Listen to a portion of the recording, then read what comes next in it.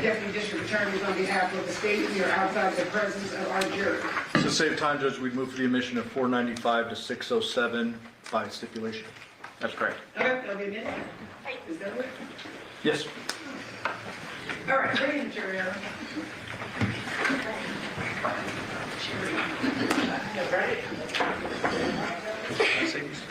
Yeah, that's true. All right, the jury.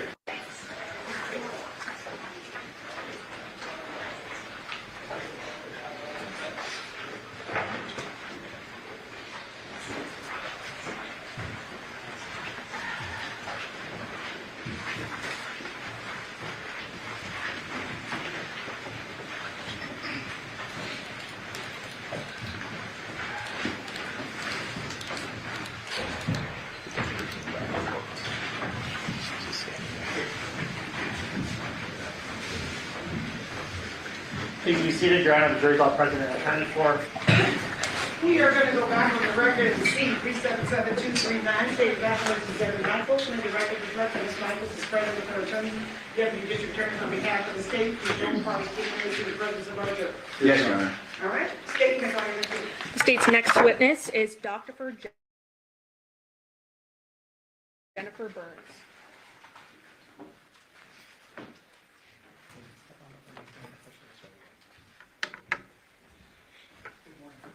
You solemnly swear or affirm the testimony you're about to give in this action shall be the truth, the whole truth, and nothing but the truth, so help you God? I do. Thank you, ma'am. Have a seat. And doctor, if you please state your full name and spell it for the record. Sure. My name is Jennifer Burns, Jennifer, B as in boy, Yrnes. How are you employed, ma'am? I am an associate professor at the University of Nevada, Las Vegas. What's your position beyond that?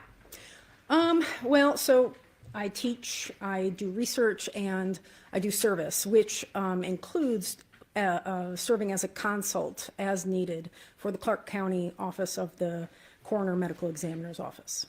And are you what's called a forensic anthropologist? Yes, so I am board certified by the American Board of Forensic Anthropology. And so that would be your certification, correct? Yes. Okay. Any other certifications? No, that's it. Otherwise, I have my degrees. Can you tell us about that? Sure. I have a Bachelor's of Science in Biology with minors in Anthropology and Chemistry from SUNY College at Geneseo.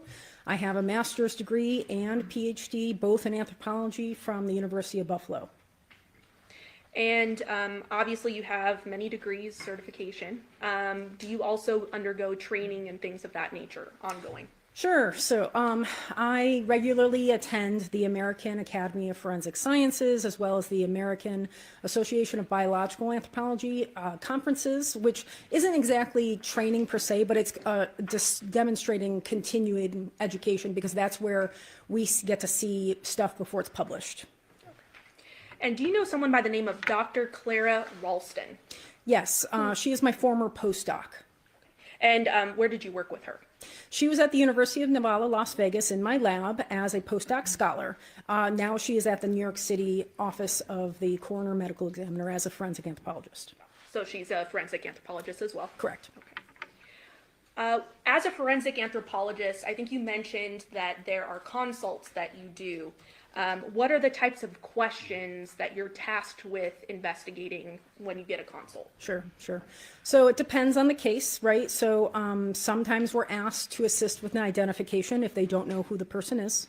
Sometimes if they know who the person is, or maybe they don't, we get asked to assist with trauma, which is traumatic injuries, which can include blunt force, sharp force, high velocity projectile trauma or gunshot wounds, and thermal alterations. Can you walk us through what all of those terms mean, please? Yeah. So blunt force trauma is probably the most commonly known one. So this occurs when a force is traveling at a relatively slow speed and impacts a relatively large area of the body. So like a motor vehicle accident usually causes blunt force trauma, for example. Sharp force trauma is when an implement that has a small surface area impacts a small area of bone with a relatively low amount of force, such as knives, such as saws. High velocity projectile trauma includes gunshot wounds and other types of trauma that has a small surface area that is traveling at a high speed or high velocity. Thermal alterations are heat or fire related trauma. And can you sort of describe for the members of the jury here, what is your role as a forensic anthropologist, and how does that complement a medical examiner or a coroner's work? So a medical examiner is a forensic pathologist who is a medical doctor, and I am not a medical doctor. I have a PhD in anthropology, so my trajectory is different. I work with what we call hard tissue. So this includes bone and cartilage. So forensic anthropologists specialize in the human skeleton. Forensic pathologist is typically looking for any soft tissue damage or changes from pathology. And so if they need additional information, they will call a forensic anthropologist to testify, or write a report on something specific such as identification or traumatic injuries when it impacts bone and cartilage. Now, what are some of the processes you do during a consult? Can you walk us through that process? Yeah, so it varies. If you have, it varies based on the nature of the remains. So sometimes you get fully skeletonized remains, which means there's no soft tissue left. All the skin, muscle, organs are gone.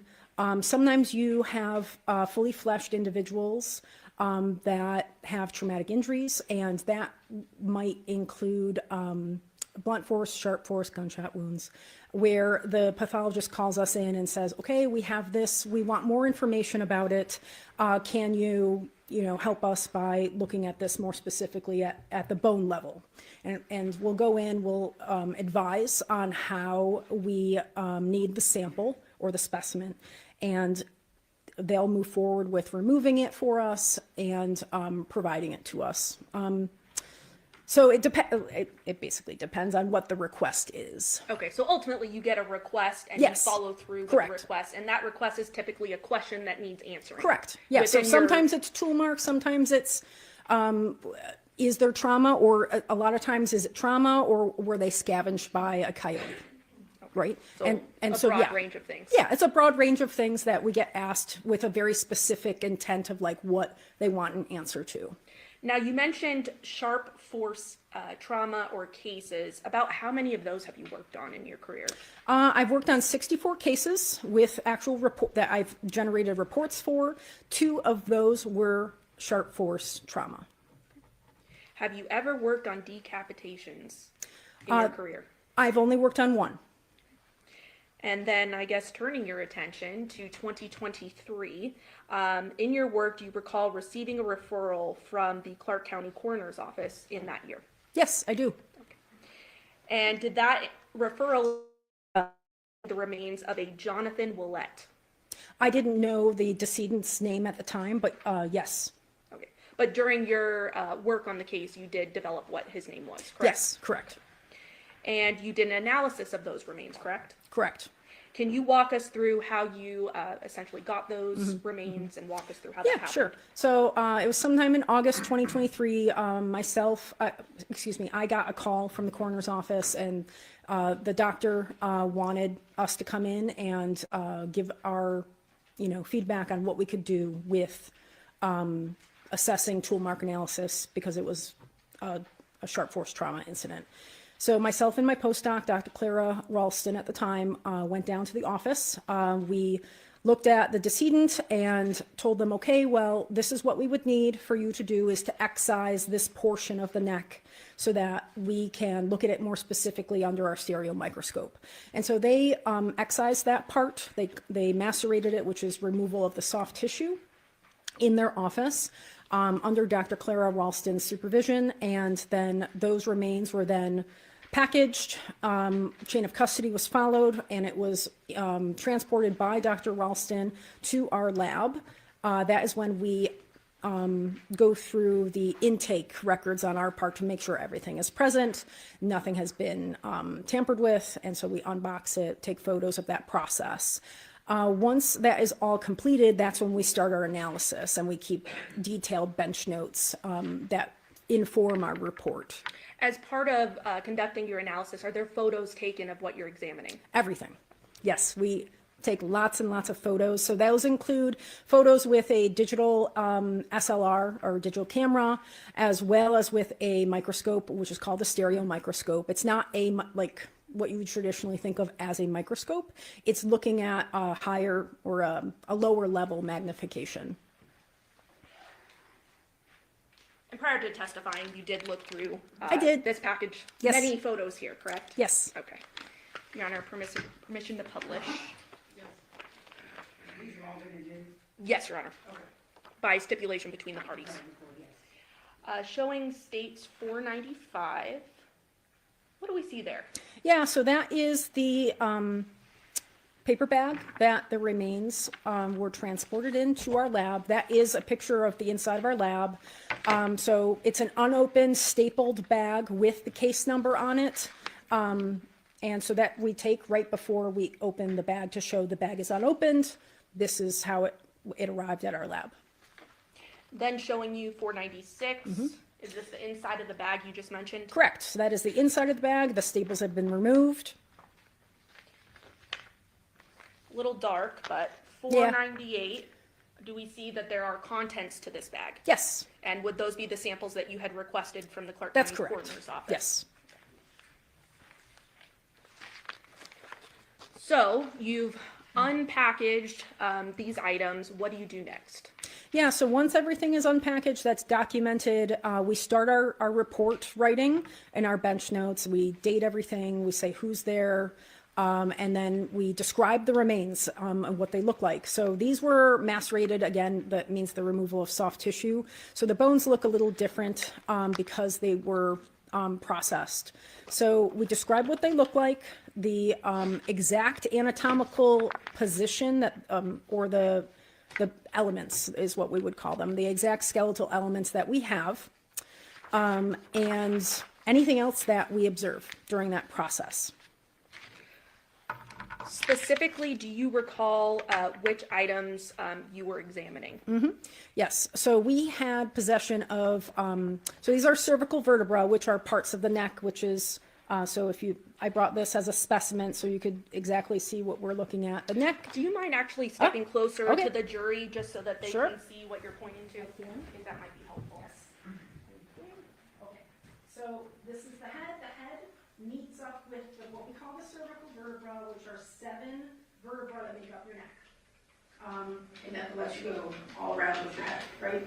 And so what we had possession of was, so this up here is C1, which is cervical vertebra 1, 2, 3, 4, 5, 6, 7. So we had part of part of cervical vertebra 2. We had almost all of 3. We had 4 and part of 5.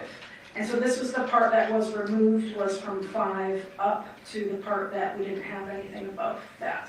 So these were the ones that we were dealing with, the C3 primarily for the trauma analysis. Is there anything interesting about the front of the skull based on your analysis after just pointing to those vertebrae that you think is important to note? The front of the skull? So the front of the neck. Well, so the anatomy of the neck is complex, just as the rest of the spinal column.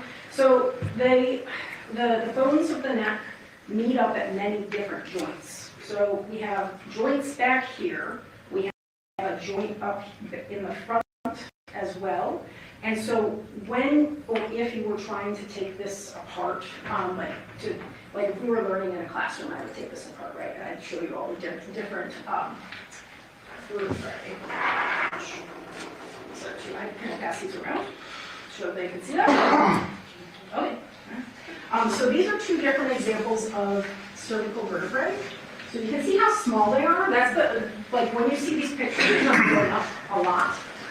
So that's cervical vertebrae 2 and 1, or excuse me, 2 and 3, which is where the cut marks go through, are those 2 vertebrae.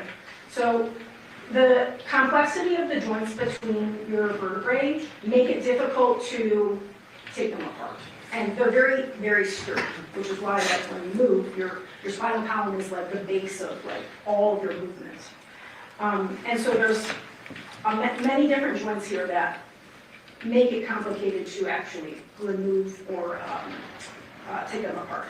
But not impossible, correct? No, not impossible. All right, if you don't mind taking a seat, doctor.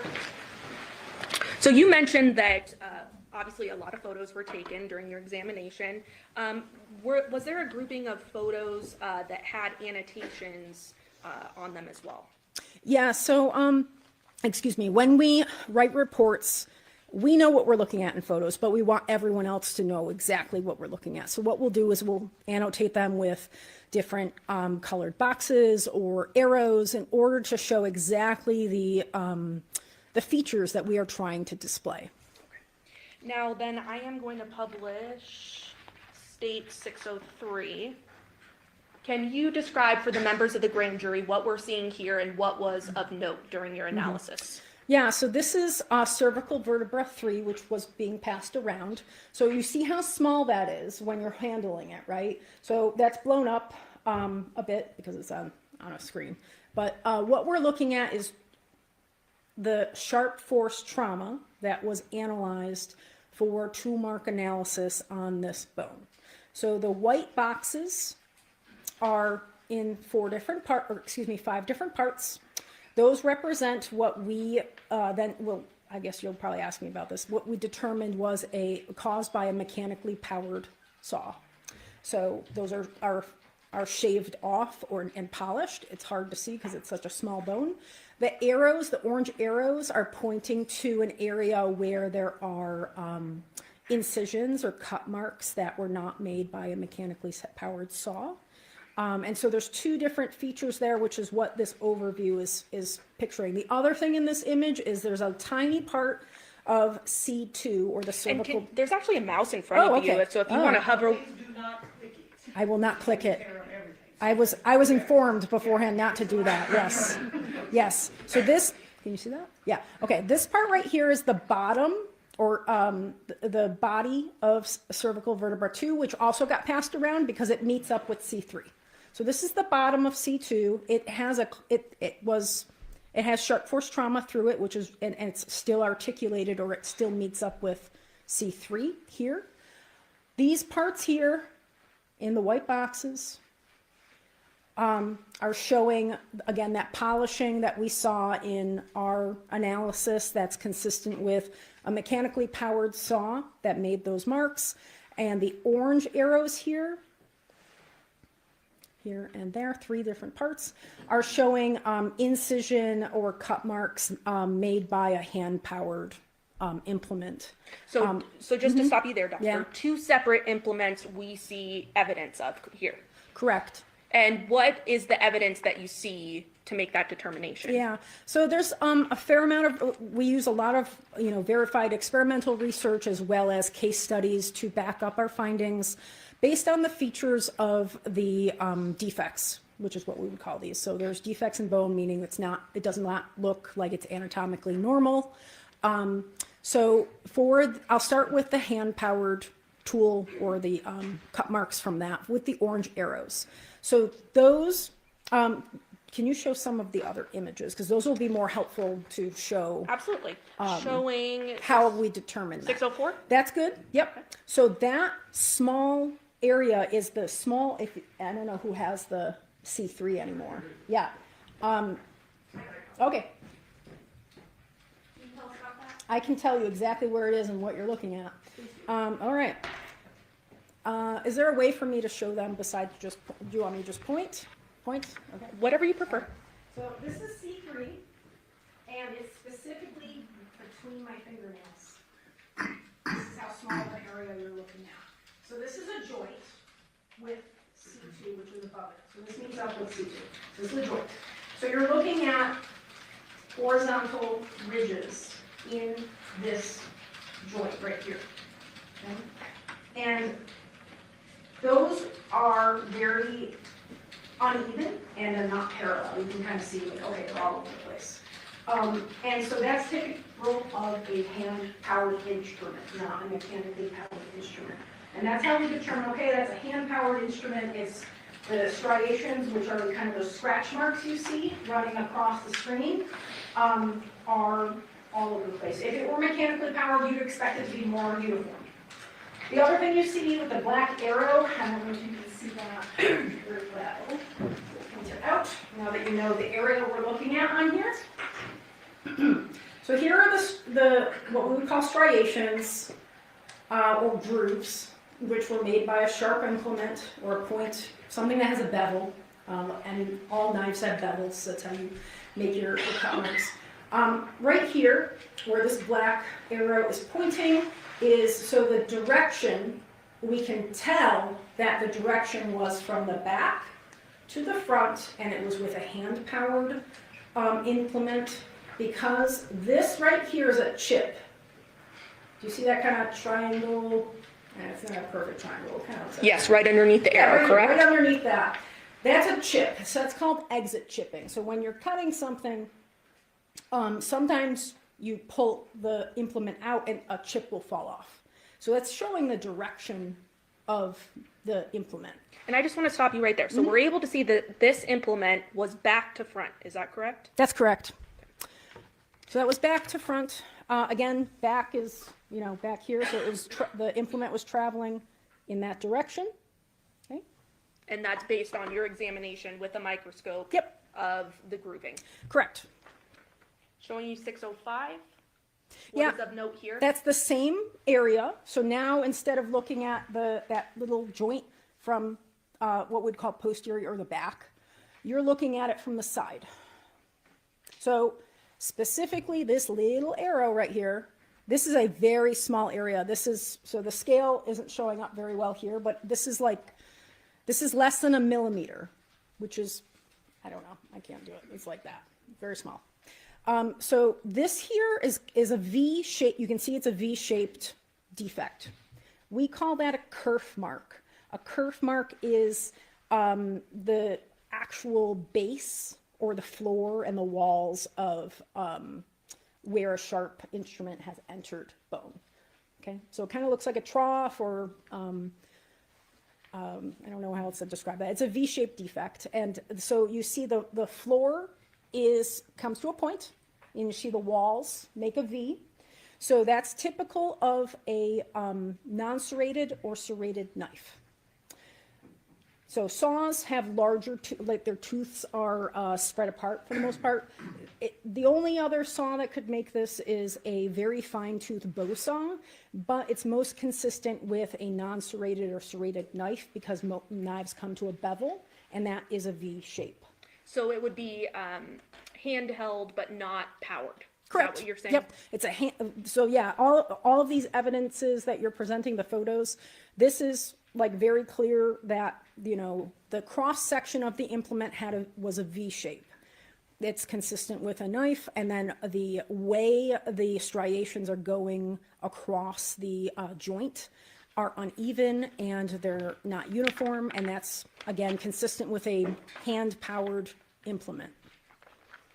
So we're still talking about hand-powered implement, Yep, we're correct? still talking about one of the tools that was used. Okay. Showing 606, what do we see there? Okay, so that's the bottom of C2. So you're looking at C3 and I keep forgetting I can use this. Yeah, use Yeah, the mouse. so this is cervical vertebra 3 that you can see in the background. This part here is, again, the bottom of cervical vertebra 2 that was left on top of C3. Now, this right here is a piece that is missing. Again, I referenced exit chipping earlier in the other slide where you saw the little V shape.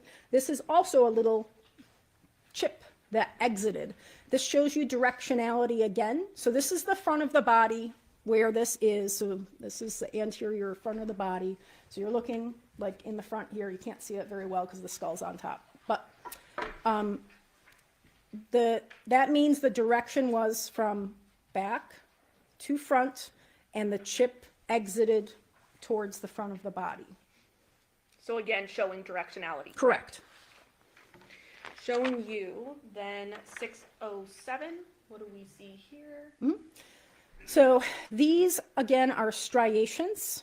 These are incomplete cut marks or incisions that you see the orange arrows pointing to. So this, again, C3 here, this is the back of the body. This is where the back is. You're looking at Again, a very small area, we call it the lamellar. It's just a little piece of bone that covers your spinal cord. So it's right here that you're looking at. And so the cut marks, you know, I just put my fingernail in there. They're probably smaller than that, but they're right here. So the other cut marks were here. These are here. And so you can see there's a couple different areas that the hand-powered, non-serrated or serrated knife would have hit.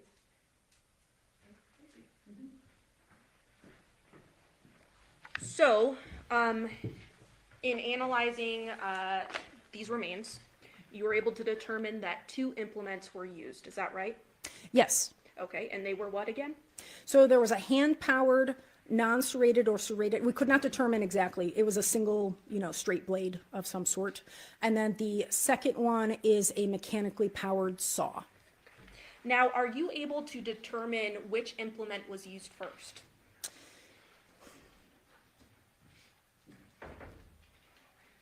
Well, So let they- me pose it this way. Hypothetically, I mean, how hard is it to cut through bone with a handheld knife? Or cut through a neck? So knives, anyone who has knives in their kitchen knows that they should be used for soft stuff. Like, you know, if you're cutting chicken or beef, you're cutting through the flesh of the stuff you're trying to eat. If you try to cut through bone with that, it's not going to work. It's just going to leave an incision because bone is too hard. So I don't want to say it's impossible because there are bones that if you used enough force, maybe. But saws are made for a reason. Saws, the teeth are such that they are made to cut through hard material such as wood or bone. That is their job. And so when they're actually going through bone, they're creating a waste material by, if anyone has cut, you know, wood, you know that it creates wood chips, okay, when you're actually sawing through wood. So I don't want to say it's impossible, but it's very, very difficult to cut through bone with a run-of-the-mill knife. You would need a tremendous amount of force with a handheld knife, right? In order to cut through bone? And a lot of persistence. Okay. Now, how about a powered saw? So mechanically powered saws are made for ease of use, right? So that saves you time. And it is doing the work of the energy transfer for you. So when you're dealing with a hand-powered implement, you are the one supplying the energy. A mechanically powered instrument, such as a saw, is producing the energy for you, which is why you need a battery or some other power source, right? And so it's doing the work for you and doing the cutting part, or what we would call the, you know, because when you're cutting something, it's like you go back and forth, but a mechanically powered saw is doing that for you. So that is going to make it a lot easier because you are not exerting force yourself or energy yourself. The instrument is doing that for you. Are you able to determine, you know, what brand of knife, what type of knife was used So that's first? called, so we can determine roughly the class of the tool, which is what we did in this instance. Sometimes, and anthropologists typically don't determine an exact tool. That's not our job. Those are tool mark experts, which are beyond our training. Now, because of the type of bone this is, vertebrae have what's called trabecular bone in them. It means it has spongy bone. When you look at a cut mark, can I pass this around? Up to the judge. Okay. So this is, I think it's cow bone. It's not human. So this But has- is it still symbolic of what a human Yes. would look like? Yeah, so this is symbolic of what bone looks like when it's cut through.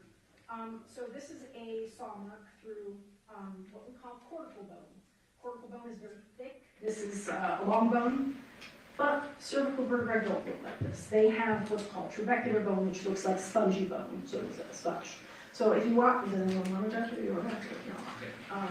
But you can see the striations in there too, and you can feel the cut mark itself. But that's cortical bone. That would have been, that's easy to determine, or relatively easy, assuming you have the right parts, to determine further what the type of saw that would have been used for. Now, because of the cervical vertebra, how they're designed anatomically, they don't have a lot of cortical bone. They have trabecular bone. So trabecular bone is spongy. It'd be like looking at a bunch of open spaces and trying to find those striations that you see on the bone that's getting passed around. It's not possible for the most part. So, yeah, so it depends on the bones in the body. These bones in particular, you're not able to get more specific, which is why we stated it the way we did. And I don't know if I can simplify it or Okay. Tell me if I'm oversimplifying. Well, I probably overexplained Now, it, so. if it's a smaller bone, sometimes it's harder to make further determinations because you're dealing with a smaller bone versus a larger It's bone. not just the size of the bone, it's the structure. So that's what I was trying to get at, is the structure of the bone is different, where if you have a lot of that thick cortical bone and you cut through it with an instrument, then you can see the features that are necessary to make a call on the specific type of saw that was used. These do not have that type of structure because they're small and because they are primarily made of trabecular bone, which is spongy bone, which is some of that you saw in the images too, where you saw these air spaces that were in there. That's the trabecular bone that has been exposed. Okay. Now, I've stood next to you. You're a petite individual. Is it possible for a petite individual to have decapitated Well, in this way? mechanically powered saws do the work for you. So the energy transfer is coming from the saw. So, and they're made so that many different types of people can use them to do, whatever it is they're going to do with that saw. So many different people could use a mechanically powered saw to cut through hard materials such as wood or bone. So it wouldn't be impossible for a smaller female to do so, correct? I don't know if I want to comment on that specifically, but the energy transfer from the mechanically powered saw makes it so many different types of people can operate that tool to get through harder material. But there's females and males that Yes. use that Oh, tool yeah. in life, correct? Yeah. And they're able to do so. Yes.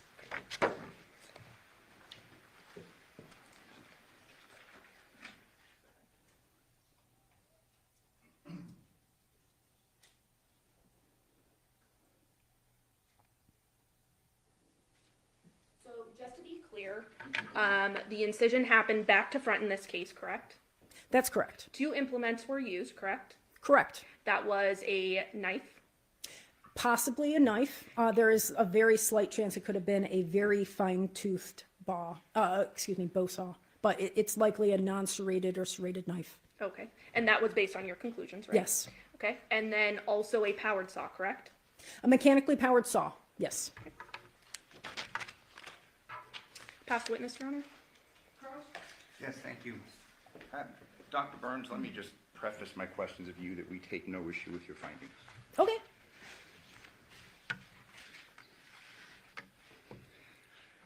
You were asked a question just a moment ago whether or not it would be possible if a small woman could have done this, and you said you didn't want to give an opinion as to that, correct? Yeah, I mean, I would reference the user manual for a mechanically powered saw to Okay. see who should or should not or could But operate all that. things, I'm sorry, I did not mean to interrupt you. Yep, you're fine. But all things being equal, it would be easier for a large person, let's say a 6'4", 205-pound person, to sever this vertebrae than a smaller person, 5'3", 130 pounds. Again, I'm not going to comment on the capabilities of different individuals on their ability to operate a mechanically powered saw. Okay, but you'll agree with me that a larger person is more powerful generally than a smaller person, in general. I mean, assuming they have full capabilities and they're not disabled and all of that. Absolute healthy. Again, I don't want to comment on the capabilities of different people. Mechanically powered saws do the work for you. Absolutely, but let me ask you this question. Generally, a larger, healthy person is stronger than a smaller, infirm person. Yes. Fair?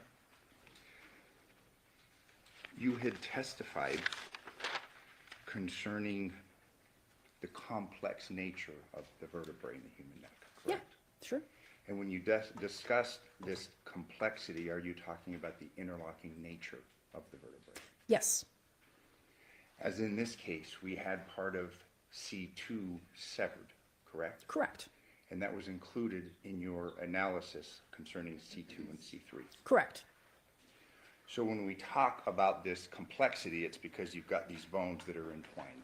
That's fair to right. say? Yes, You had testified that this area, specifically C2, C3, is very, very sturdy. yes, Sturdy and complex. yes.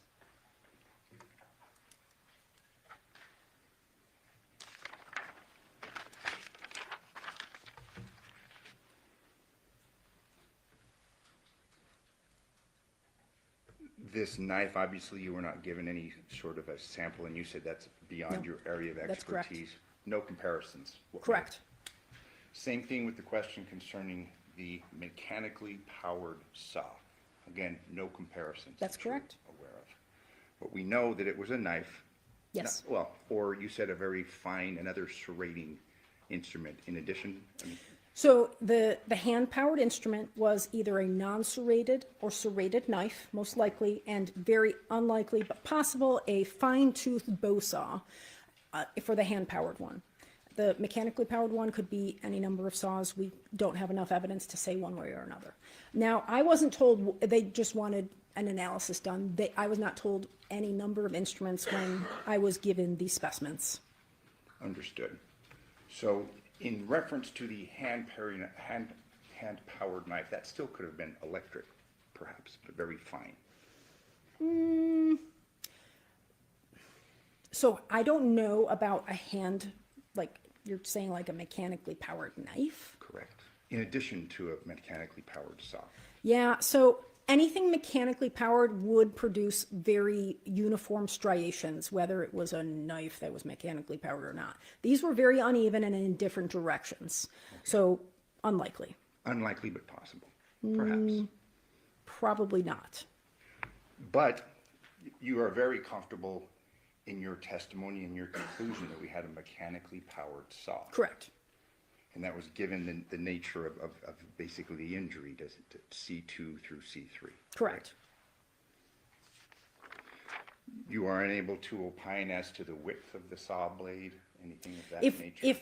So that we don't have enough evidence for. If you had the other pieces of the vertebra that were missing in this case, and if there were what we call false starts, which would have produced a kerf floor, which is the bottom of the cut mark, we would have been able to say more, but we cannot say anything more than what we said in the report. These cuts that you examined through C2, C3, the complex sturdy vertebrae, consistent with the Sawzall? Can you Sawzall. restate that? Yeah, consistent, what you saw, findings, would that be consistent with? With the same? mechanically powered saw, Correct. yes. Are you able to opine as to what kind? No, Okay.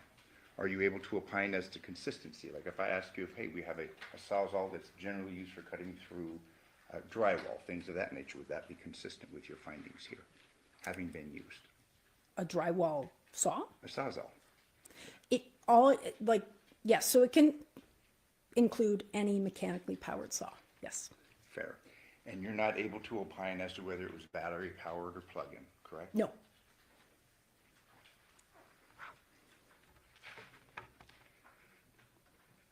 Are you able to opine as to the amount of time this may have taken? you mean the time in which it was inflicted on the neck? Correct. No.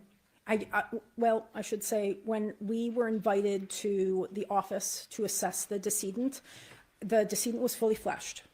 So in our assessment of bone, we call something perimortem, when a defect is, made on a bone at, around, or shortly after the time of death, meaning our interval is wide. I cannot, like a forensic pathologist could tell you different things based on soft tissue. Hard tissue reacts in a wider scale. So we cannot tell if it happened shortly before, at, or shortly after time of death. It could have been any of those, according to our analysis of bone, on how bone reacts to those implements. So, and please tell me if I'm oversimplifying this, but it's hard to give a window. Whether the person died, had just died, correct? We cannot give so it could have been right before they died, they were still alive. It could have been at the time of death, or it could have been shortly after the time of death. So it could have been before they died or after they died? This According serration. to the way we do our analysis with bone, it could have been at any point in time in that perimortem period, shortly before, at, or shortly after time of death. Are you able to give an opinion concerning how long it would take a person to be decapitated? No.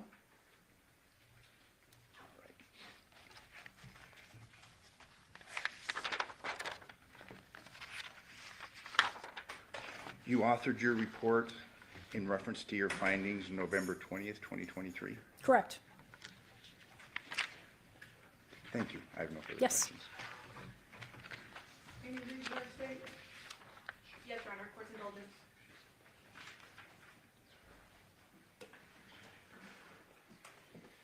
Ma'am, just briefly, now, you're not able to determine whether these incisions happen post-mortem, pre-mortem, anything like that, correct? Correct. So our definition of perimortem with bone, because of the way bone reacts to trauma, we cannot tell if the timing is shortly before, at, or shortly after time of death. Now, we can tell if something is healed, right? So antemortem is what we call that. So healing trauma, if you break a bone, it starts to heal, but bone takes a longer time to heal. So if the forensic pathologist would have concluded that this happened post-mortem, you wouldn't have a reason to I would have dispute no that? reason to question that, no. Past witness. Any comment? Yes, are you able to give an opinion concerning whether it was a reciprocal saw? Or, you know what I'm saying, type of saws that go back and forth, or a type of saw that goes Oh, in a yes, circle? can I reference my report? Please, I have no objection. Yes, thank you. I do not have it. Yes, if I may approach. Yes. Thank you very much.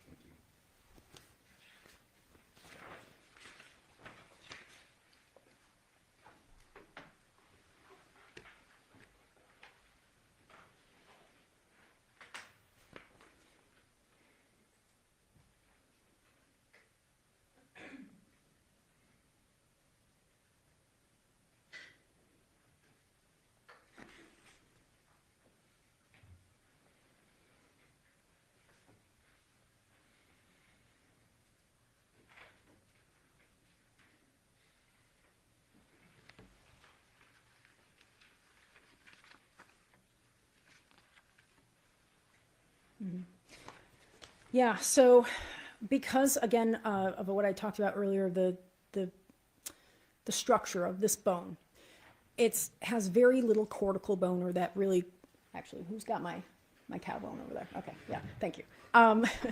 Because of the structure of the bone itself, we are not able to say further what type of saw it is, so it could have been any type of mechanical saw.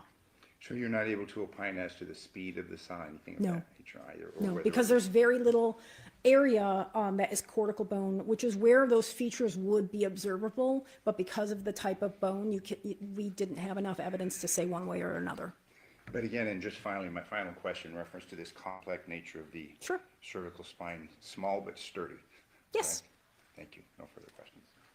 Any follow-up, state? No further questions, Your Honor. Do the ladies and gentlemen of the jury have any questions for this witness? Okay, seeing no response, no excuse, thank you very much. Okay. for your testimony. Thank you. State, would you mind gathering her remarks? Yes. The cow bone. Okay. And this goes back to the defense attorney. Okay, thank you.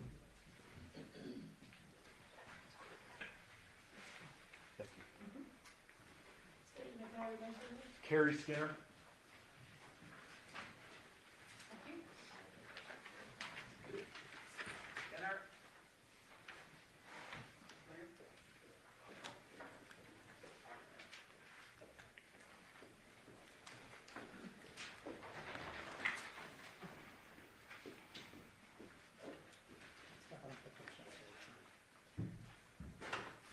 You solemnly swear or affirm the testimony you're about to give in this action shall be the truth, the whole truth, and nothing but the truth, so help you God? I do. And now, if you please state your full name and spell it for the record. Yes, it's Carrie, K-A-R-I. Last name Skinner, S-K-I-N-N-E-R. Excuse me. Good afternoon. What do you do for a living? I work for the City of Henderson Police Department as a detective. How long have you been with the city of Henderson in total? It'll be 10 years in January. And in which unit are you currently assigned as a detective? Robbery homicide. How long have you been with robbery homicide? It'll be almost 3 years and 6 years as a detective. And prior to robbery homicide, where were you assigned? Special Victims Unit. And what does special victims unit entail? Basically, Special Victims Unit will investigate anything to do with child abuse, sexual assaults, things of that nature. And in homicide, do you respond to scenes with a team? Yes, I do. With regard to this particular incident, did you respond to a scene on August 7th, 2023 at 2698 Paladura Drive? Yes, I did. Do you remember around what time you responded? I believe that was roughly 8:40 in the morning. And did you respond with anyone else? I did. My fellow detectives, one of them being Detective Ozawa. When you responded to the scene, was it already static and shut down by patrol guys? That's correct. When you responded to the scene, did you immediately go in, or did you do a couple things outside before? No, there's always a few things we do before we go in and do a walkthrough. One of those a briefing, Correct. so you kind of know what's going on, what's happened before you got there. Yes, In addition to that, you need to get a search warrant, ultimately to search the home. that's correct. You mentioned a walkthrough. What does that mean? So the on-scene supervisor has already gone inside with his officers. They've already had a little peek of what the scene looks like inside and what we're going to be dealing with, and they've collected information before we get there. That would be the field interviews of any on-scene witnesses, other victims, anybody that's relevant to the investigation, and then they will provide that to us, and then we go in and do the walkthrough. During the course of your walkthrough, was it notable that there were some things missing from the scene, Yes, such as? the decedent's head. In addition to that, were any weapons found that could have caused his death? Not that were glaringly apparent at that time. Okay, sure, there were probably some steak knives in the kitchen, et cetera, but nothing that was within our scene. That's generally. correct. Did you stay on scene there No. after the search was conducted? I apologize. No, I actually went over to the secondary scene, which was on Porcupine Rim. Okay. So when you go to Porcupine Rim, still on August 7th, Correct. did you respond there with Detective Ozawa? Yes, I did. Did you make contact with some individuals who were either witnesses or suspects?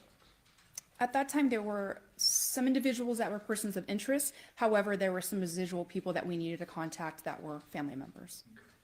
Were a couple of those family members two small children? Yes, they were. And with your specialized training and kind of history with special victims, did you make contact with them? I did. Did you speak to them? I did. Did you do it in a big formal interview setting, or just like kind of get on their level and talk to them as kids? Unfortunately, I wasn't able to do what's called a child forensic interview, which is a very directed interview. It has guidelines for children, no leading or anything like that, and it has a very strict protocol on how you begin the interview, how you end it, and how you conduct yourself during that interview. Unfortunately, I was not able to provide that level of interview just based on the children's behavior at that time. Were they kind of all over the place? To put it politely, yes, they were very active young ladies. Okay. Did you ask them a couple of questions, just kind of information gathering? I did. There's a little bit of rapport building. What's your favorite toy? And they're involved. So you want to make them feel comfortable. There's a lot of strangers in their home. So I did my best to make them feel comfortable. And there was some conversations that were had with them. Did you, did they specifically say anything about a person by the name of Devier? Yes. What did they say? They refer to him as someone that takes care of them. Yeah. They also referred to the fact, when in passing, as we were talking to them about being in the home, there were conversations being had around them, and it did come up that Devier had watched them the night prior. So Devier had been home the night prior, according to the girls? Correct.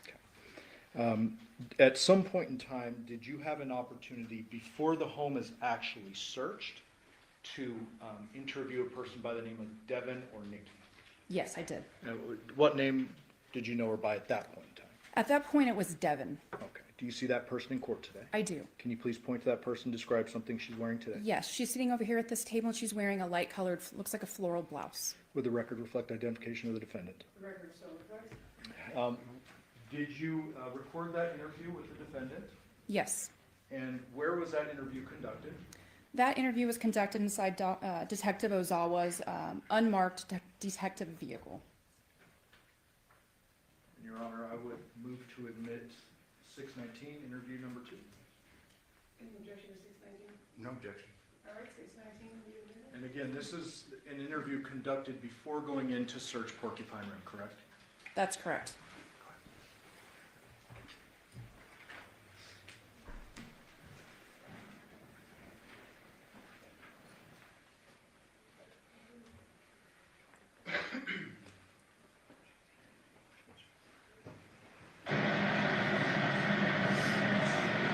It's August 7th, 2023, approximately 15:08 hours, and my name is Dennis Down, Detective Dennis PD, badge number 1531. Also here is Detective Skinner, badge number 63. And we're here speaking again with Ben Michaels. So you already kind of talked about stuff. Exactly, rehash, the whole recap real quick, is that last night when you left, the garage door was open a couple feet, it shuts underneath, and then you exited out the front door to go around the road. Yeah, correct. Because everything else I took out the front door, Okay. and that was like the last thing I was doing. Okay. Is that your voice? It is. A little lighter, and it sounds like you're a little further from the microphone. Yes, I'm in the back seat of the vehicle. Okay, and you said something to the effect of, we talked a little bit before this recording started. Yes, And then I believe what I heard was the defendant said she left the Paladura home and the garage was open, she slid something under it, and then she herself exited out the front. Is that correct? yes it is. All right, we're gonna resume. And then another thing that you and I spoke about is that you did notice, some materials that they were downstairs, by the bathroom and the laundry room. Yeah. And you described that as being jug and it was like, It was like this, and I think it was gel. okay. It's almost like a milk jug size, or a little bit smaller. Yeah, I just, like I said, because I wasn't really paying attention, it was just random stuff that was all over the house. Like, And it's a pretty clean house.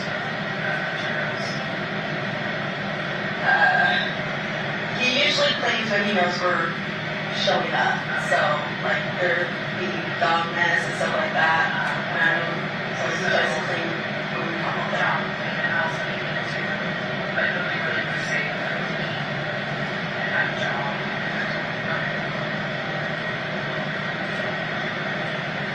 And then we also discussed that his ex was Judy and Tony tonight. And that last night, the ring that he would wear as like a wedding ring, he said to you that he threw it away. Yeah. Okay. And We kind of made a joke of it, 2 points, do it in the trash type thing. okay. So, and you call his neighbor, right? Yeah, Andrea. You call her twice, but you're not sure if they're married or not. No, I know they weren't married, but yeah, it was just, Okay. Well, I did see something at the bell's back. is that right? Yeah.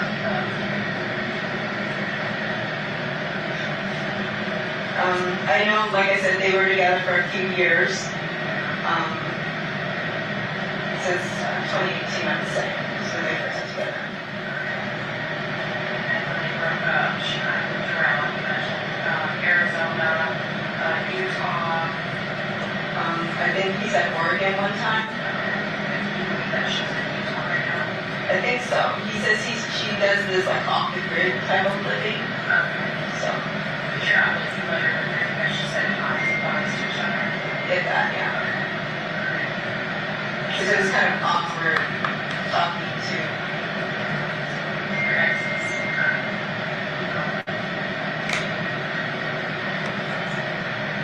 And the last time you spoke to him, as well as his mother, was last night, just before you left, you were cleaning up like how the alcohol containers and stuff. Right. You mentioned putting a pina colada and Jameson bottle in the fridge, and his mom had a way to steak.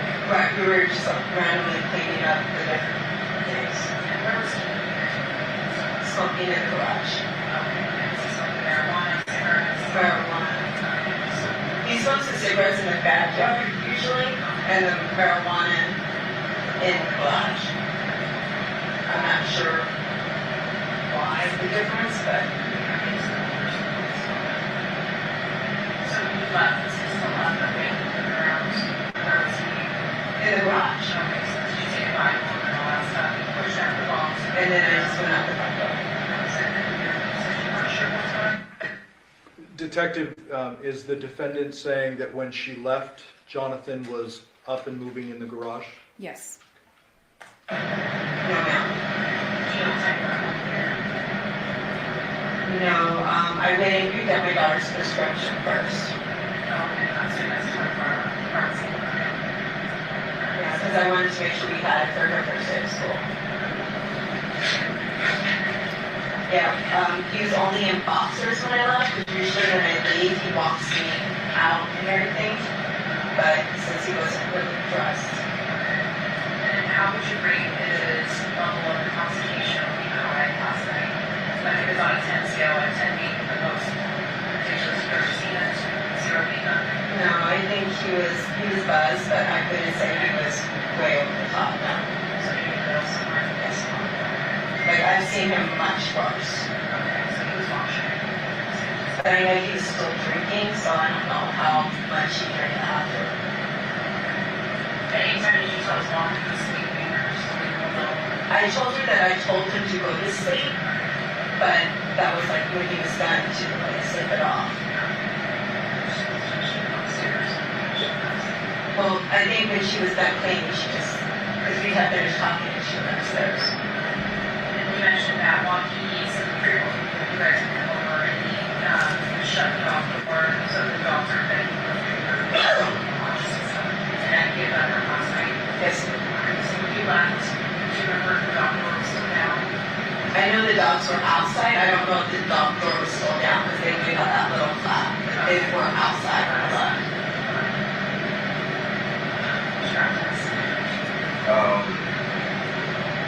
So just a couple points. On the Devier, so it's kind of just an odd dynamic, you know, that you guys have.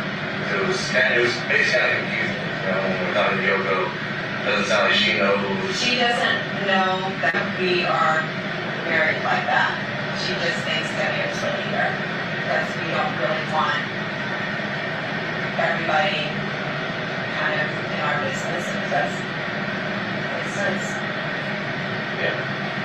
No, I get that. Just like I was saying, I talked to Yoko and I talked to you, it was like, that we didn't realize that you and Devier were married, but right? You guys been married for 2 years, you said. Almost 2 years, but Yoko does not know that. But are you guys, we're talking to Devier, it's kind of like, it sounds like you guys got married, but not because you guys love each other. No, it's convenience. Like, I have a lot of medical issues and he's been taking care of me and the girls. So what was your reason for getting married to Devier? Because legally, as my spouse, he has more rights and access to things than someone just as a grandma. So like pick up prescriptions, other He can things. do anything as my spouse. He actually, I had to go into the hospital in the ambulance and he's the one that took care of all of that. Okay. So are you guys like intimate together? No. Does he sleep in your room? Sometimes, like he'll fall asleep when we watch TV, but he usually sits on the couch. And right then and there. So you guys aren't really, when you say married, you're not dating, and you're not doing stuff together, you're not intimate together, things like that. You know, and that's why John was okay, because John knew, and that's why he was kind of okay with everything and being able to move in. Gotcha. And then, but there's still, he's gonna have to move out, or he was gonna have to move out? Debbie was not happy about it, and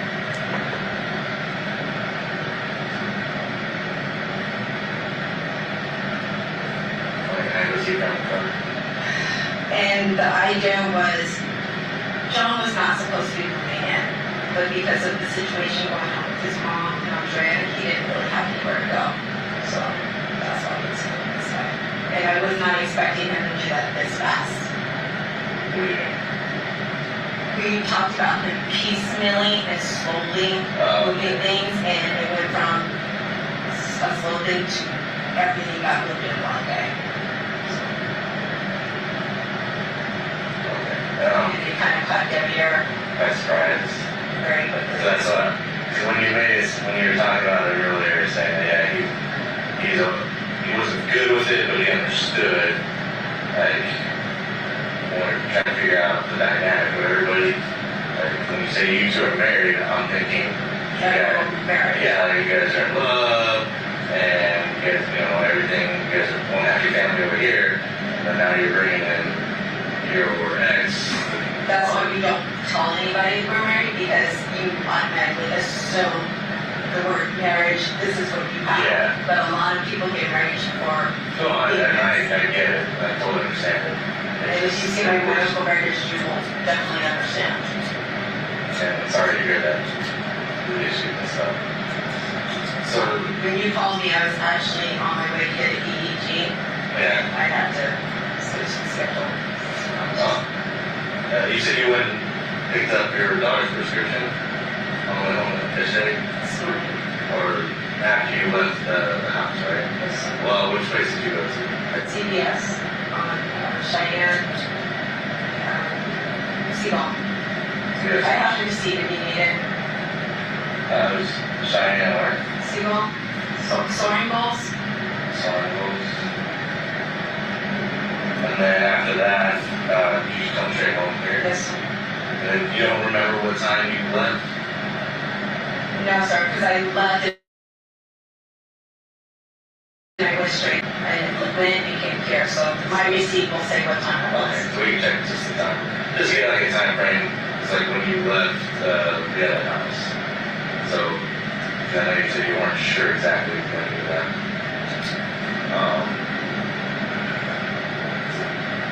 And then you were telling Ted Skinner that he was just in boxer shorts. He came straight here. Yes, sir. And was anybody awake when you got home? No, sir. The girls were passed out, so was their yard. That's it. Is there anything else? That's fair. It's 3:22, and that's gonna end the Detective, when the girls approached with that phone, did you observe anything of note on it? Yes. What? There appeared to be, to me, apparent blood, and it was smeared on the screen. Okay. Did you have an opportunity to look at the screen and see if there were any notifications present? Yes, I did. Were there? There were none. If you receive texts or calls on your phone, your notifications show up. Correct. And that's kind of a common thing. Yes. So it appeared to you that there was no incoming activity to that phone if it's just sitting there all day. Agree. After that interview was conducted, did you and other detectives authorize a search warrant for the Porcupine Rim address? Yes. And then were you part of the search of the Porcupine Rim address? I did enter in and assist at that point. Okay. And ultimately, did you exit and then conduct another interview with the defendant? Yes. While you were interviewing the defendant the third time, or I guess the second time for you, but the third interview, were you getting updates live from other detectives in the home as they found certain items? I was, yes. And I'd move for the admission of 620. Any objection to 620? No objection. 620, are we admitted? And I am going to play it, but before I get yelled at by the judge, I'm going to say we have to end at 3, so we might have to stop halfway through or partway through. Sure.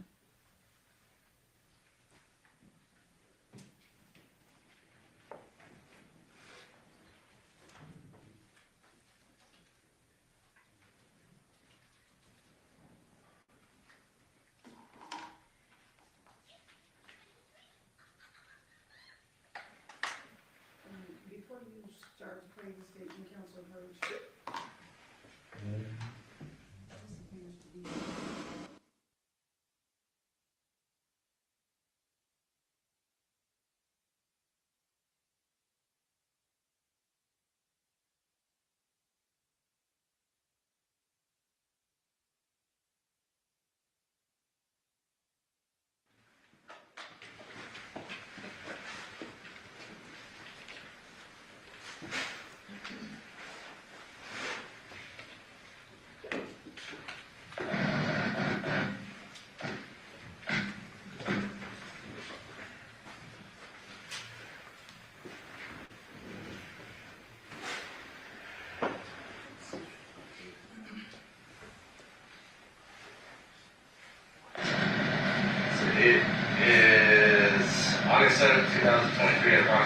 55 hours at night. Detective was out with Henderson PD, badge number 1531. Detective Skinner, with Henderson PD, badge number 2233, and we're speaking again with, Devin Michaels. So, and just so you know, like, you know your rights, okay? Like I said, you're not under arrest, but I have to read your rights. We've been here for so long to do this, okay? So, like you said, you want to speak with us, but I gotta make sure that you understand your rights. And like I said, you're not under arrest, but I still have to read your rights because you are being detained, and we've been talking with you for quite some time, right? So you have the right to make sign, give up that right, and you say can will be used against you for law. You have the right to speak to an attorney for answering questions, and have an attorney present while you answer questions. You can have an attorney will be provided no cost to you. If you decide to answer questions now, you may stop at any time and speak with an attorney before question continues. If you decide to stop answering questions once we have begun, all questions will stop. So you understand your rights? So like I said, yes? Yes. Okay. And it's basically because we've been talking to you for so long today, and now we're doing a search warrant. You are being detained, but you're not under arrest, like I said. You're not under arrest, right? And I know this is all kind of just coming to a shock. Everything that's been going on, like I was explaining before, we have to make sure that we rule out every possibility, okay? And so, like, with his phone right there, do you know how his phone got there? Well, it's by the cigarette butt, so it looks like he was smoking and he put his phone down. You didn't see the cigarette butt there? No. There's Is a it cigarette butt over there? Yes, sir. And Okay. sure, if you test it, it'll be, And he smokes cigarettes? yes, sir, chain smoker. Okay. When he was removing stuff, did he like cut his hands or anything? Yes, sir. Which hand do you remember? I'm not sure, but he said on the table that has like the multiple parts to it, one of the parts came down and he said that like it took a chunk on his hand. Like did you see him bleeding at all? No, he told me about it. Did he have like any bandages on him after he told you? I didn't see. He just told me that it slammed down, And when did he tell you that? and when we were moving it into the thing, he said that it came down on his hand and it took like a chunk. What do you mean moving into the thing? When we were moving in the table, he said that the table had snapped down on his hand, Okay. and Inside this garage right here? yeah, he told me in the garage. And which table inside the garage was it? There's a white one that has multiple parts to it. Do you know where it's at inside the garage? And it's sitting right there. Well, and then like when I go back in and look at it, It's the white table is like before you hit the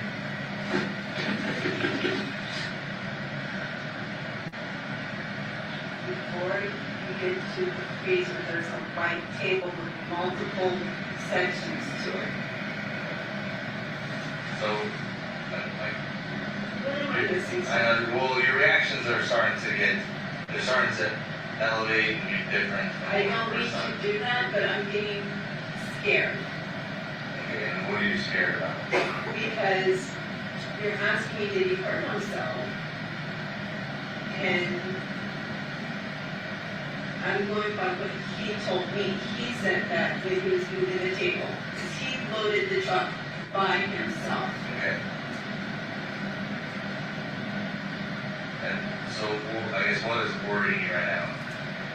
You're saying, I mean, you've already told us Nothing is worrying me, but I feel like, things are pointing in your direction like you were saying earlier. and like I said, I didn't load the truck. He loaded everything himself, and the lighter things I unloaded.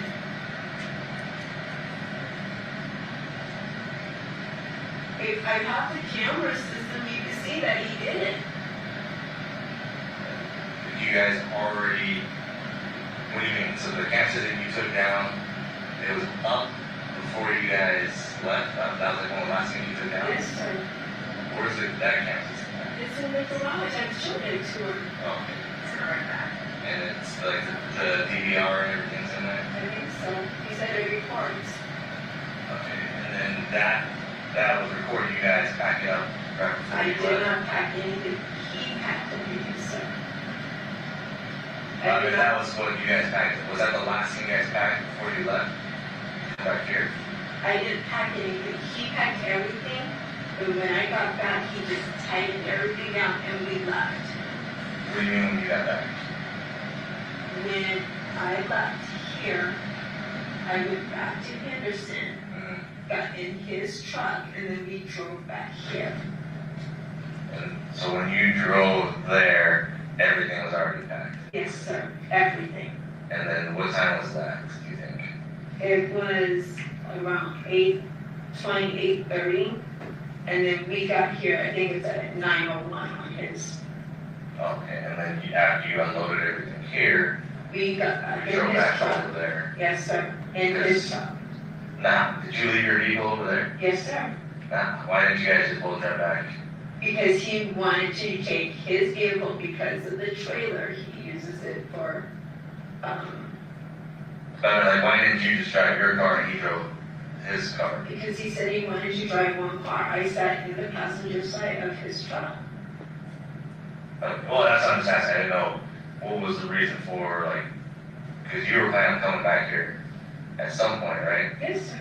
So, I was trying to figure out why, like, what I did you- offered and he said. you'd rather just drive Yes, sir. back and forth. And then we went to the gas station and he put more gas in his car. And you could see us at the gas station. Now, which gas station did you The go? Arco, we went to the Arco twice that day Which one's that? on Windmill and Eastern. Okay. You went to the Arco on Windmill and Eastern after you guys left to get here? Yes, sir. So it's might be between like 8 and 9 o'clock. Oh, definitely. It was like beginning, like at 8:20 when we were leaving to head back here. And that's when I told you the Mountain Dew that he left was still on the gas pump from earlier that day. And I went over there and was showing him, your drink is still sitting here. And where was that at? He left it on the gas pump the first time we were there. Oh, okay. You were asking me, does he forget things a lot? Yeah. He forgot his soda at that time. Okay. So we went back and looked at the video at Burlington. Do you remember anything else while you were there at Burlington? Like you said that you took Janae to the bathroom. Was there any time that you took both girls and you guys both split up? I had, after we came out of the bathroom, Tamia with me, and then John kind of was walking around by himself. I think he went to the shoes. Was that at the very, when you get there, I guess, when you guys arrive at Burlington, at what point do you guys break out to take her to the bathroom? Immediately, like almost immediately, she was asking for the bathroom when we first walked in. Okay, did you guys talk to anybody when you first walked in? Just the security guy at the front, and he said it was towards the back. And me and Janae was walking back there.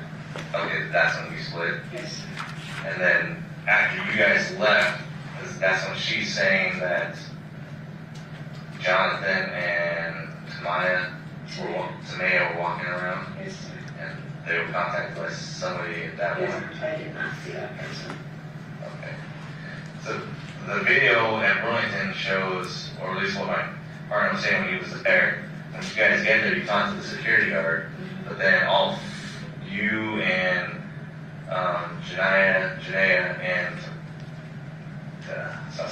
Tamaya basically split up from Jonathan at that point. Tamia didn't go with us into the bathroom. I know that for a fact. It was just me and Janaea. Did she follow you while you guys were going that way? Even though she didn't go into the bathroom? I don't think so. I don't think she came with us that way. Okay.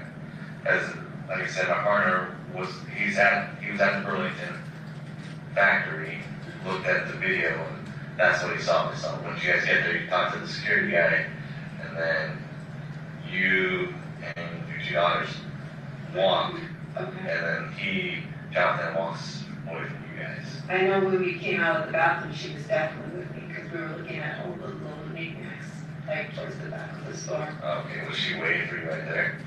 I do remember when we came out, she was right there. Right by the bathroom entrance? Or, No, by the gate. She didn't go into the bathroom, there was like a gate blocking it off. oh, okay. Was Jonathan anywhere around there?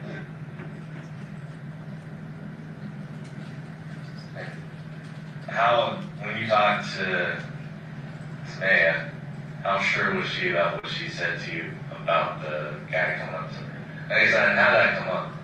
It was like a matter of fact, oh, well, there was a guy that said something, and I'm not sure the exact words, but she brought it up. Like, how did she bring it up? There was a guy at the store that said, I'm coming after you, or I'm gonna get you, and she said that in front of me and her grandmother, so I was like, we were gonna tell you. And so she just volunteered that information. Do you know, I guess, did she have any reason why she would tell you that? I guess that's what she saw or heard. Okay.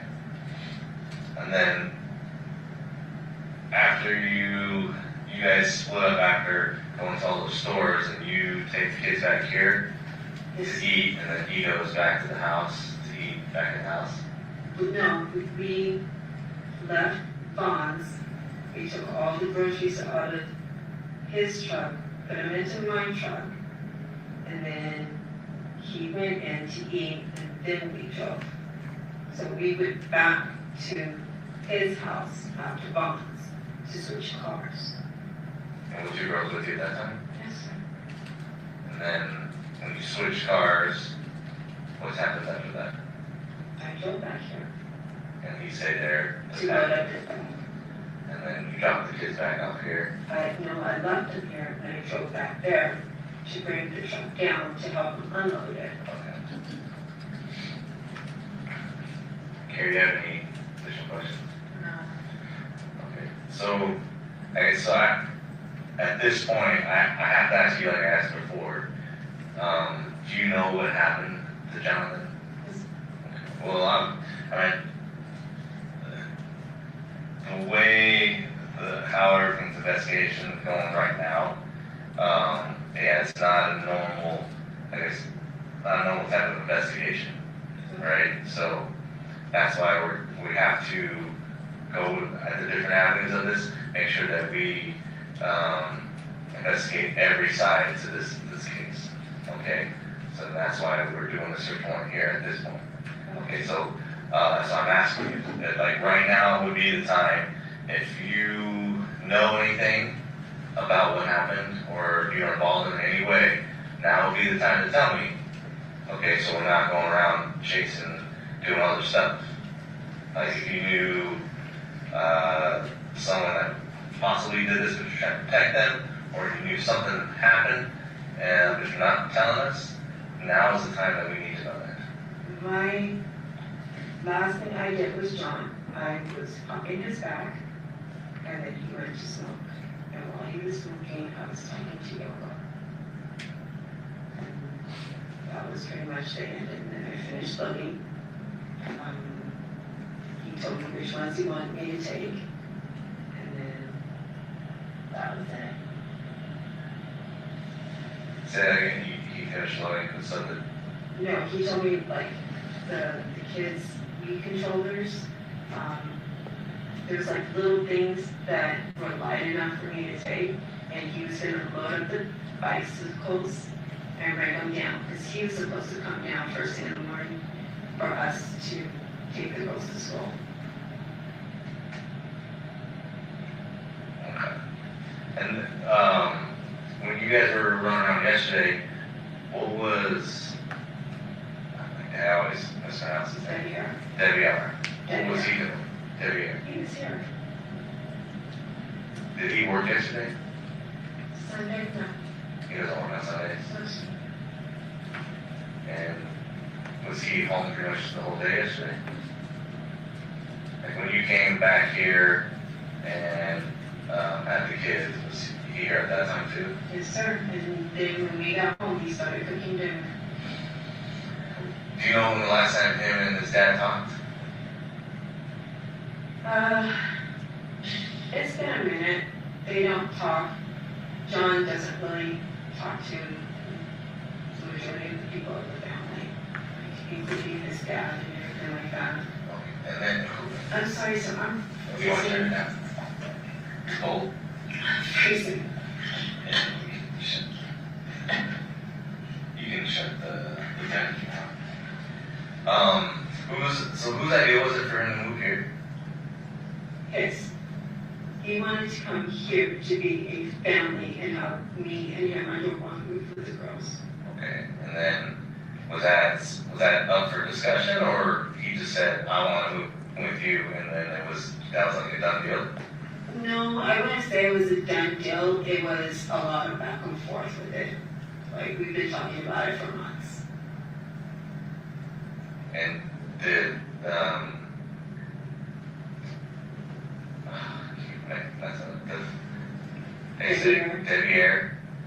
did Debbie know that he was coming? Not yesterday, no. Absolutely not. And I mean, did Debbie know that John was moving in? Debbie knew that John and I had talked about it. Debbie did not like the idea, but I did not know John was bringing all that stuff. Yeah. last night. Gotcha. We were supposed to just be moving like the girls' things, the bunk beds. I have packed up like all their old clothes, like bags and bags of clothes I have packed up for them. Okay. And what did Debbie and Jonathan talk about yesterday? They didn't talk yesterday. Debbie had opened the door, saw that we were loading into the garage, and that was it. And then, Oh, they never actually spoke to each other? no, sir. Oh, okay. And then, Debbie made it sound like he might have talked to him. no, sir. So When, he saw him, went back inside, and that was it. yeah. I think he just opened the door because he heard noises. I can't speculate, but it was just like holding the door closed and type thing. And when I left, I just let him know I was leaving, and that was it. Would Debbie have any reason to want to hurt Jonathan? No, sir. No, sir.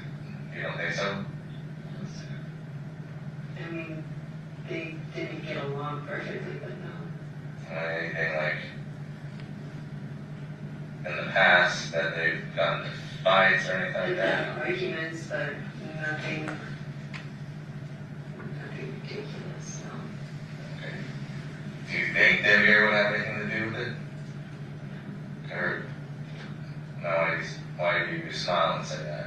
Shake your head no. He's one of those types that things don't bother him. Like, you can be angry and everything like that, and he's always very calm and mellow. And how upset was Jonathan when he found out that you and Debbie got married? Oh, he was furious at first, but once he started realizing, like, with all the medical things and everything like that, John and I, we started talking again. We hang out. We actually go to birthday parties and like the 4th of July, we get all the fireworks with the girls. Like, we actually were building our connection again so we could have more time with our family. And that's something that you wanted to happen also? Yes, sir. And then, because like, the reason why I ask these questions is as far as like him being the one that said that he was going to move here, is the way you guys make him sound, it's like he's very pushy and kind of wants to get his way when stuff, Yeah, right? he definitely can be that way. Like, was this something that he forced upon you? Like, hey, I'm moving back in? It wasn't that he was forcing upon it, but I know he was having issues with Yoko, and she was trying to get him out of her house. Like the night, last night, she was telling me she still hadn't paid her any rent money. He owed her $200. She was saying, see if I could get his EBT card, so she could at least take the money off of that. So I know she was she was pretty, Upset at him for not being able to pay her back. she said it had been years since he had paid rent. So, and I sat there and helped them talk to the, car company to kind of get the payments back on track, because he was falling behind with that. His phone was constantly being turned off for non-payment and things. Do you think that, did he have any issues with Yoshida? He said that they were basically using his EBT to live like a lifestyle. Like, they would go and get the fancy food and everything and kind of use all the money, and he would have it on the card. That Yoshida and Yoko did that? Yes. How upset did that make Jonathan? So they argue daily. Do you think that Yoshida or Yoko would have anything to do to hurt him? I don't see them being capable of hurting him. Like, I know they argue, but I don't see them being aggressive people. Like, I know Andrea had pulled a knife on him But how long ago was that? last year, I It think, was last year. from what I was told.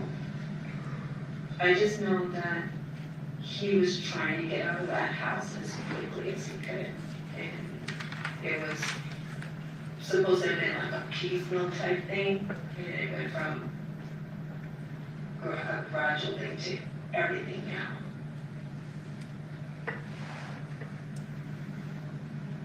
Okay. What about his relationship with his brother? I know he's one of the other When I first met John, they didn't talk at all. And then they started talking briefly, and then they stopped talking again. Same thing with the dad, John. We talked to him briefly, but he didn't get along with the wife, so he said he didn't talk to him at all. Like, I've never even met JC the whole time we were together. He showed up to the house one time to pick up Debbie Air when he first moved out here, and that was it. And JC lives around Cheyenne and Tenaya, so not that far. But he's never reached out to us or anything like that. So I know that your marriage with Deb is on paper, but I noticed that you guys wear rings. Oh, I bought this. I know, but he wears a ring too. So if it's on paper, why are you guys doing the rings and stuff? And you got your ex moving in, to essentially. I bought the ring. I don't know, rings aren't really significant, it was just part of the little ceremony that we did. Rings are very significant in marriage. They're a symbol of a connection to another person. We definitely have a connection, he's like my best friend. And he'll tell others I'm definitely his best friend. I've tried to help him. Like, he's gone through a lot, and so have I. And he actually saved my life, so I'm very grateful for him. It's just, you understand how it looks, right? So I completely understand that we need a medical power of attorney in a sense for the spouse. But to take it the next step and actually wear rings to show your connection to the world it is a romantic connection. It's showing that you're married to someone and that you have a respectful relationship with someone in marriage. And we have a different, I would say, respectful relationship.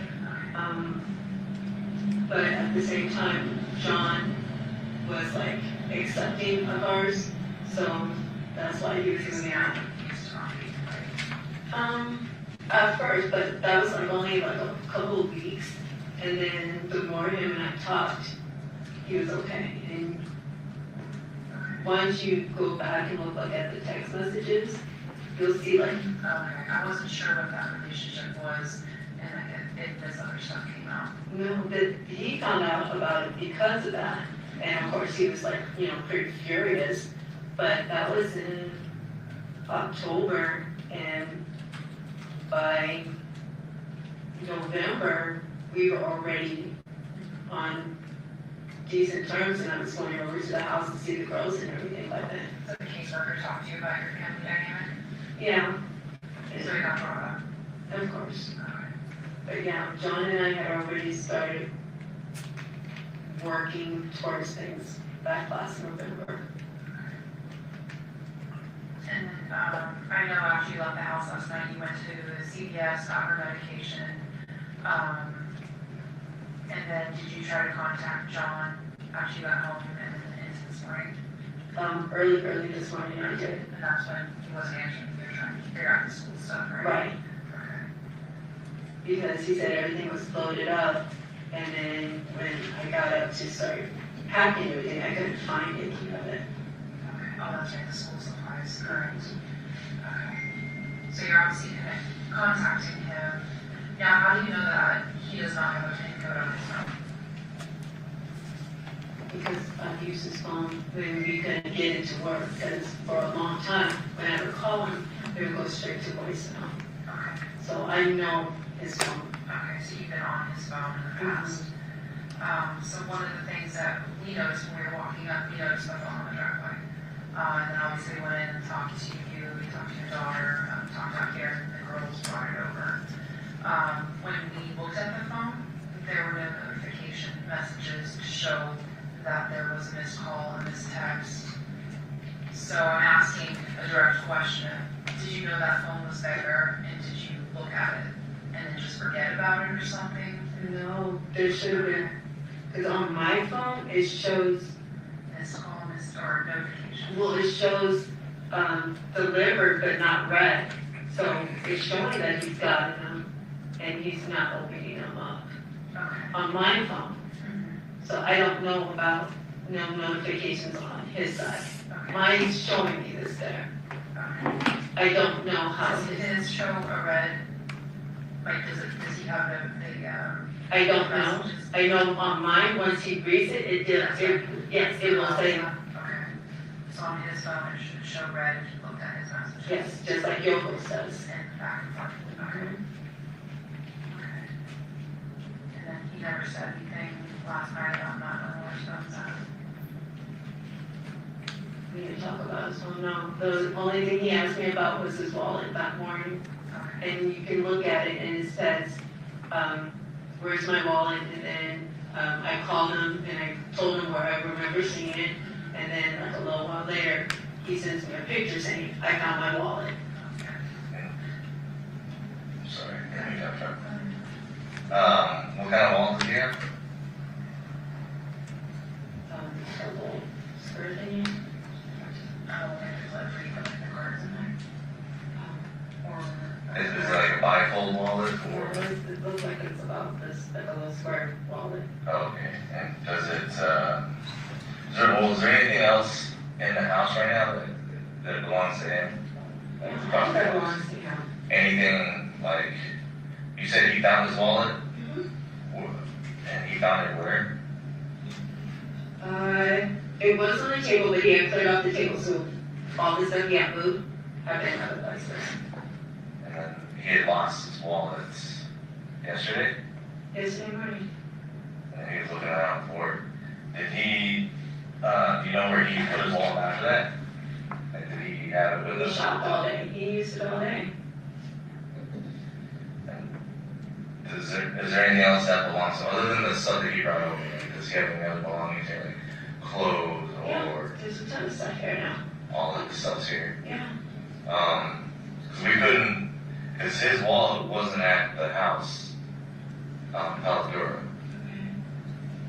Do you know where it would be right now? What's it? And then, does he carry, like, I know some people carry, like, their social security card, medical cards. He gave me his social security card, he told me to hold on to it because it's very important, so that was in my purse, I believe I had it When did he give that to you? yesterday. Okay, It's in a black plastic folding thing. okay. He said it was very important for me to put it someplace else. So we were sent a picture from inside. There was a picture of his wallet with his ID that was in one of the drawers in your bedroom. Okay, one of his old ones, because I have a lot of his old ones. Oh, he had like an old What do they look like?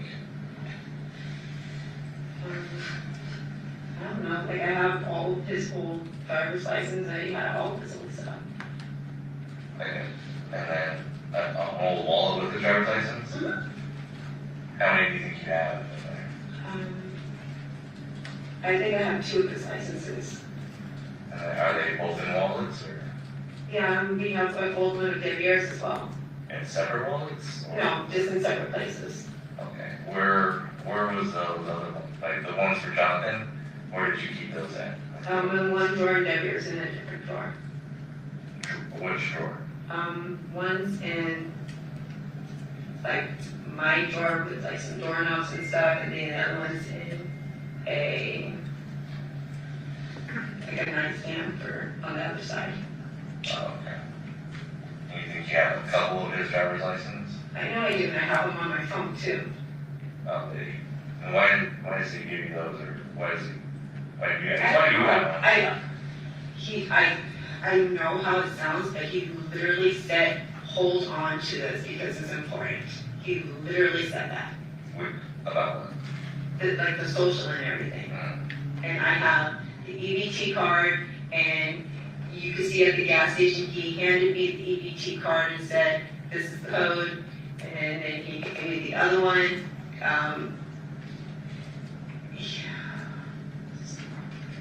What's that? I said, this isn't good.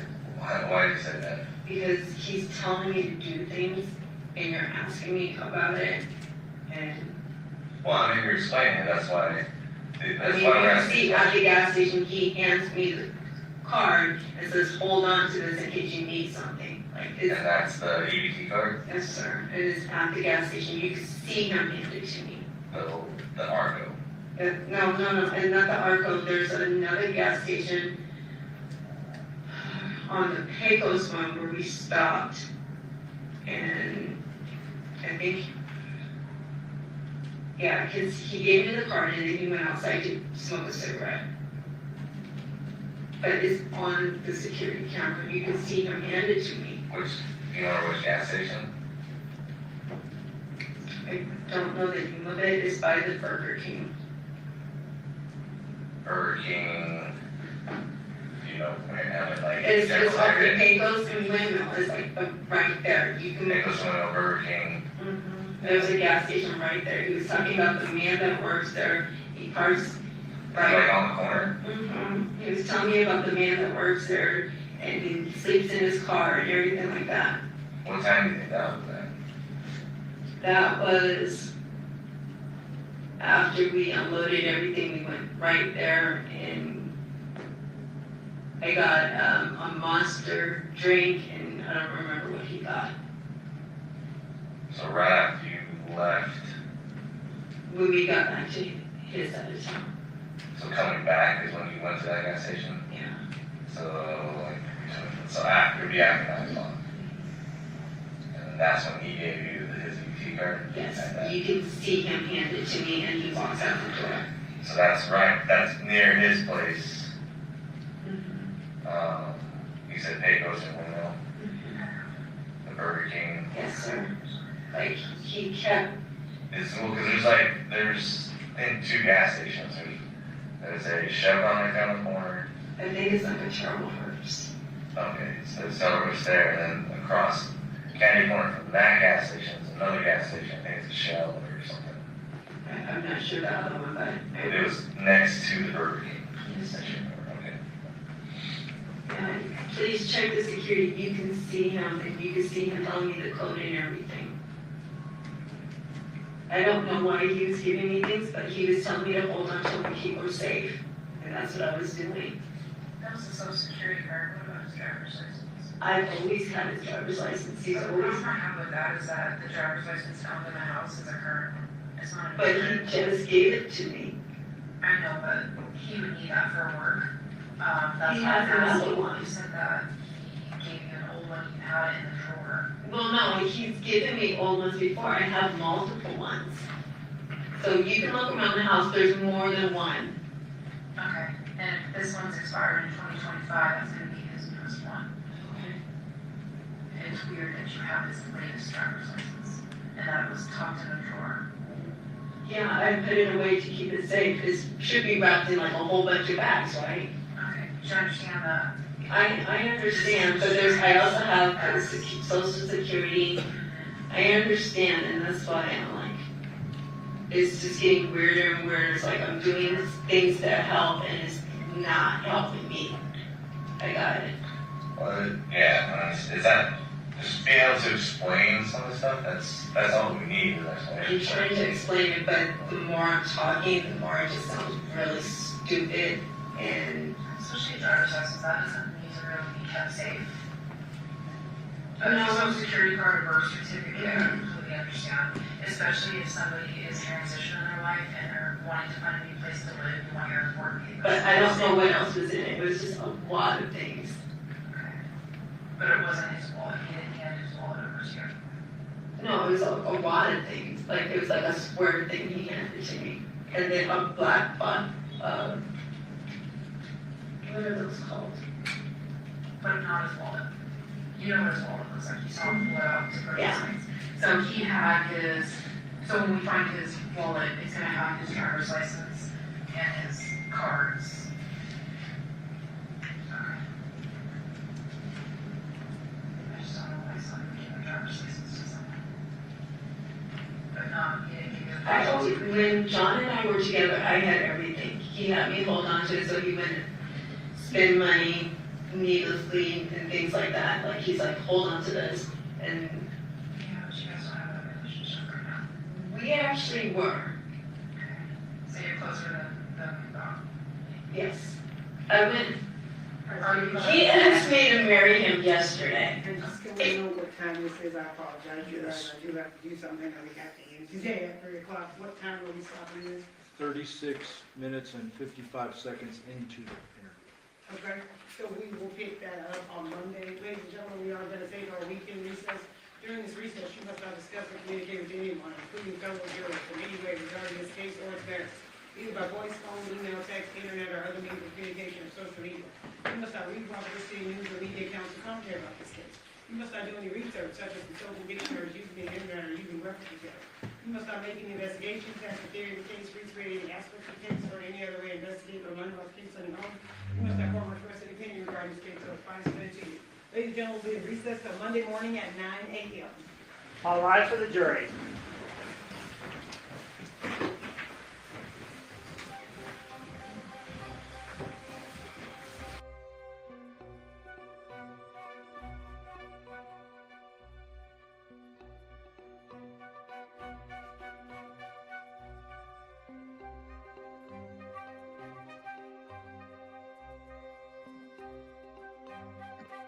See you Monday. Woo! She's some work, right?